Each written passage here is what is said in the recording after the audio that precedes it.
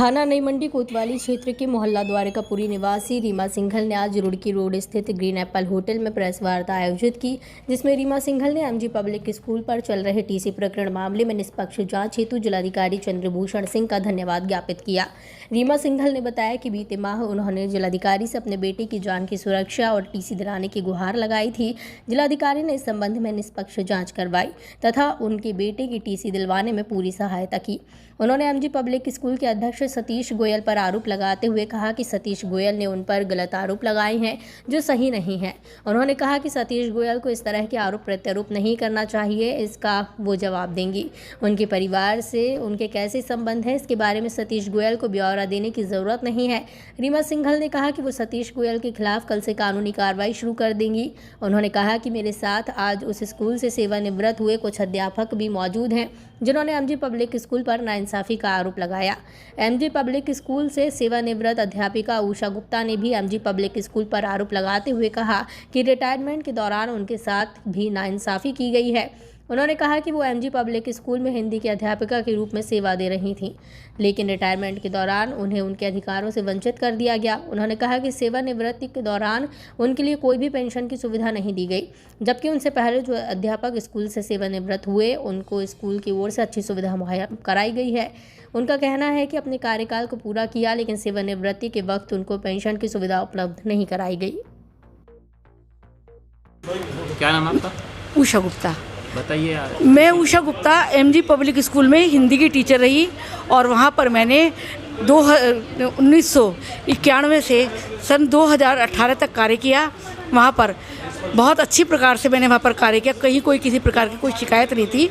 मैं किसी प्रकार का कोई भी ब्लेम नहीं लगा सकती, परंतु जब हमारा रिटायरमेंट किया गया, हमें ये उम्मीद थी कि हमें रिटायरमेंट के बाद अच्छे पैसे मिलेंगे, करीब 8-9 लाख रुपए मिलेंगे, परंतु हम नाउम्मीद हो गए और इन्होंने हमें केवल 21,000 रुपये दे करके हमें विदा कर दिया। जबकि हमारी विदाई अच्छे तरीके से हुई, अच्छी प्रकार से इन्होंने शॉल वगैरह उड़ाया, परंतु जो हमारा रिटायरमेंट के बाद अधिकार बनता है, जिससे एक बुजुर्ग व्यक्ति हो जाता है, एक ग्रेजुएटी के ऊपर निर्भर होता है, उसका कोई सहारा प्राइवेट स्कूल में कोई हमें पेंशन वगैरह हमारे लिए नहीं है, यही एक हमारा सहारा था। हम करीब 6 टीचर्स हैं, ऐसे 6 टीचर्स उस समय थे। तो किसी को उन्होंने 21,000 दिए, किसी को उन्होंने 50,000 दिए, तो इस प्रकार से इन्होंने अलग अलग रकम दी। जब मैंने उनसे पूछा कि भाई आपने ऐसा क्यों किया है, तो कहते हैं जी आपने लंबे समय तक कार्य किया। तो मैंने कहा लंबे समय तक कार्य करने का ये रिवार्ड होता है? ऐसा लंबे समय तक कार्य किया तो आपको हमें और कोई पुरस्कार देना चाहिए था, परंतु इन्होंने हमें ऐसे कहकर टाल दिया। नहीं जी, ऐसा नहीं है। और जबकि जो हमारा रिटायरमेंट हुआ था, हमारा वो पूरा बिल्कुल ऐसे लीगल जितना हमारा समय था 60 साल का, वो हमने पूरा किया, परंतु उन्होंने कह दिया जी हमने आपको एक्सटेंशन दे दी। जबकि आपको इसके पीछे क्या कारण क्या रहा? ग्रेजुएटी नहीं देते थे, ग्रेजुएटी देना नहीं चाहते थे वो। तो सब दे रहे हैं, सब स्कूल दे रहे हैं, सब स्कूलों इससे पहले हम प्रमाण बताते हैं, मिल रही है ग्रेजुएटी बाहर। इससे पहले भी कई टीचर्स यहाँ से गए, बीच में गए, जिन्होंने 8-10 साल ही केवल कार्य किया, उनको अच्छी रकम दी गई, ग्रेजुएटी के नाम पर उनको अच्छी रकम दी गई। और हमारा दूसरा रिटायरमेंट था, उस समय दूसरा था, तो उस समय इन्होंने पहली वाले टीचर्स को किसी को 4 लाख, किसी को 5 लाख ऐसे इन्होंने दिए, परंतु हमारा जो समय आया दूसरा रिटायरमेंट था, उस समय इन्होंने हमको बिल्कुल नाउम्मीद कर दिया और कह दिया कि आपका कोई राइट नहीं है, किसी प्रकार का आपका कोई अधिकार नहीं बनता। तो हमारे साथ नाइंसाफ़ी की गई। बताइए मैडम, टीसी की है क्या पूरा मामला?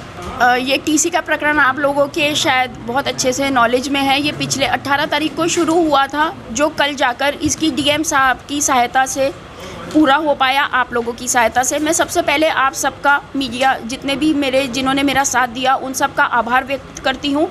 सबसे बड़ा मेरा आभार व्यक्त होगा डीएम साहब को, जिन्होंने निष्पक्ष इसकी जाँच करवाई और उसके बाद मेरे बच्चे को ये टीसी दिलवाने में मेरी पूरी सहायता करी। DIOS साहब का भी बहुत अच्छा रोल रहा, उन्होंने भी इस चीज़ को निष्पक्ष जांच करी, जबकि इनके ऊपर शायद मंत्रियों का बहुत ज़्यादा प्रेशर था, जो आपको सब पता ही है वो प्रकरण का, सोसाइटी का जो प्रकरण था उससे। लेकिन अब जो ये सतीश गोयल जी ने मेरे ऊपर पर्सनल अटैक करना चाहा है, उनकी ये आदत में है कि वो जो मेन मुद्दा होता है उससे वो चीज़ को सोसाइटी के केस से उन्होंने टीसी के मैटर को उठा दिया। टीसी का मैटर पूरा होता दिखा तो उन्होंने पर्सनल इशू करना शुरू कर दिया। मैं आप लोगों के माध्यम से ये बता देना चाहती हूँ सतीश जी को कि मेरे अगर ऊपर उंगली करोगे तो मैं उस उंगली को तोड़ के दूसरे हाथ में दे दूँगी। मेरे बहन से कैसे संबंध है मैं उसको जवाबदेही नहीं हूँ। मेरे लिए मेरी बहन, मेरे भाई जो है मेरे फादर और माँ समान है। मुझे ऐसे गंदे आदमी को उसकी ब्यौरा देने की ज़रूरत नहीं है। ज़रूरत पड़ेगी तो मैं उसकी कल से कानूनी कार्रवाई शुरू करूँगी। जो मोनिका जी ने और ये सतीश गोयल जी ने मेरे और मानहानि की है, मेरे को इतना शहर में मेरे फादर के नाम को बदनाम करना चाहा, उनकी कल से कानूनी कार्रवाई होगी। उसकी भी जो आगे जितनी भी प्रकरण होता रहेगा वो मैं आप लोगों के आगे स्पष्ट करती रहूँगी। कुछ मेरे टीचर्स ऐसे हैं जिन्होंने मेरे इस केस को देख के अपनी आवाज़ को उठाने की कोशिश करी, वो सब भी मेरे साथ आज मौजूद हैं। इनका भी प्रकरण है। अब इस चीज़ को भी आगे इशू बनाया जाएगा।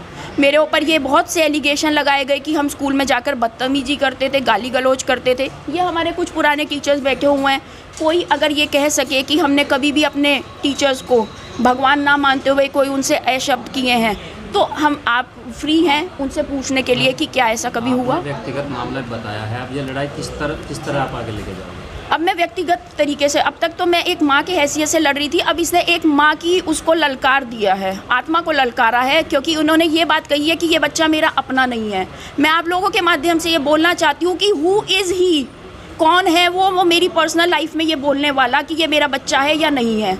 तो अपनी फैमिली को संभाल लो, वही बहुत है। उनकी फैमिली में क्या क्या होता है ये पूरे शहर को पता है। मैं अपना मुंह गंदा नहीं करना चाहती ऐसे घटिया आदमी की बातें कर क्योंकि उससे मेरे फादर का और मेरा ही नाम खराब होगा। ऐसे गंदे आदमी का कुछ नहीं जाता। आपने जान का खतरा भी बिल्कुल, ये मेरी जान का खतरा है। और इसने जो अभी 3 दिन पहले सीएम पोर्टल पे डाला उसके बाद वीडियो को लाइक करें, शेयर करें और चैनल को सब्सक्राइब करें। खबरों के नोटिफिकेशन के लिए बेल आइकन दबाना न भूलें।